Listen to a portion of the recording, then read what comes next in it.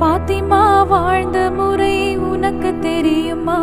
அந்த பாதையிலே வந்த பெண்ணே நீ சொல்லம்மா.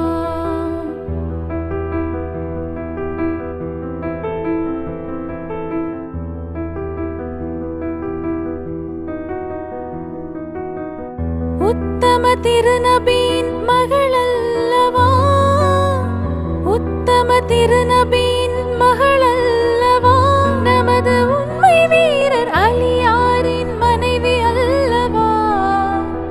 சத்தியம் காத்து நின்ற இதயம் அல்லவா?